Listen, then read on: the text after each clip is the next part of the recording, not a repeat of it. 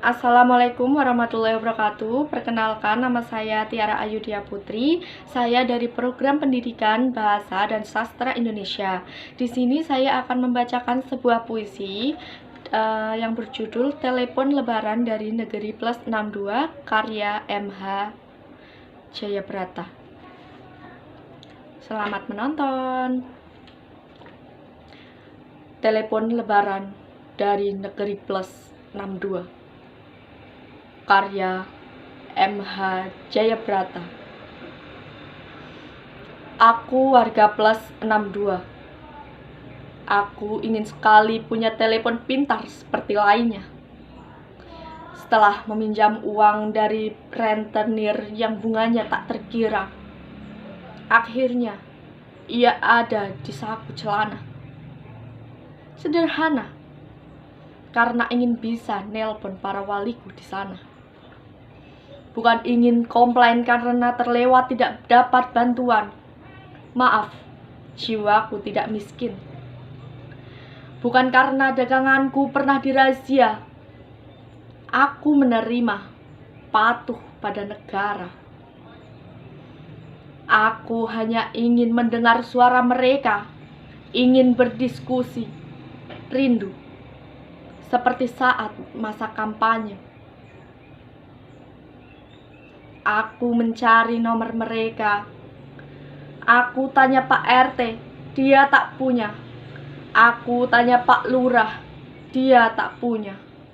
Aku tanya pada sisa poster-poster kampanye di jalan raya, dia juga tidak punya. Padahal selama masa kampanye dulu, aku rela membenci dan berdebat dengan saudara untuk membelanya.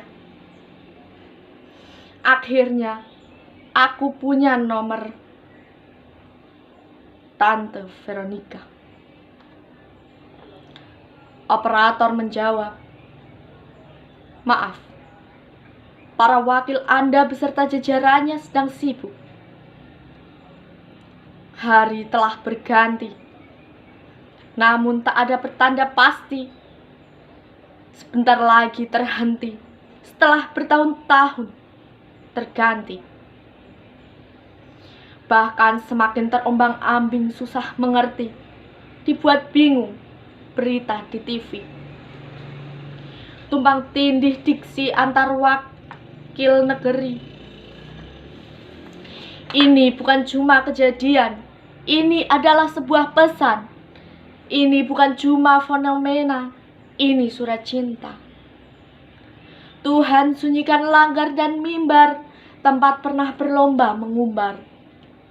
Tuhan sepikan majelis, tempat pernah kafirkan yang tak segaris. Ini lebaran tanpa jabat tangan, sebab dulu-dulu lupa berjabat hati. Aku ingin ingatkan mereka, kepada pengurus negara, aku cuma ingin bertanya, kapan corona ini sirna? Aku taat dan patuh. Aku tak jualan lagi sebagai kaki lima. Tak seperti yang punya modal-modal besar, yang mengundang orang berdasarkan belanja. Sebab di hari lebaran ini, aku tidak bisa berdesak-desakan seperti penerimaan bantuan lainnya. Di toko busana, di mal, di pasar raya. Melihat mereka hanya memikirkan dirinya sendiri, aku kecewa. Inilah telepon dari Negeri Plus 62 yang punya modal bisa leluasa dan yang miskin dianggap hama.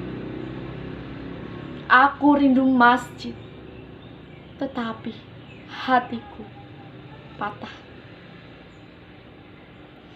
Aku semakin marah. Aku buka YouTube, buka Sufi Kustik. Di sana hanya ada temanku, M.H. Jayabrata, dengan kontennya yang tak laku. Aku buka Google. Di sana hanya ada berita artis dengan giveaway ratusan juta, pamer kekayaannya. Aku nyalakan TV, hanya ada berita artis dengan kawin cerainya.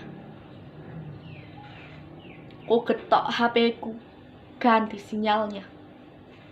Di sana hanya ada foto dan video perempuan memamerkan dada.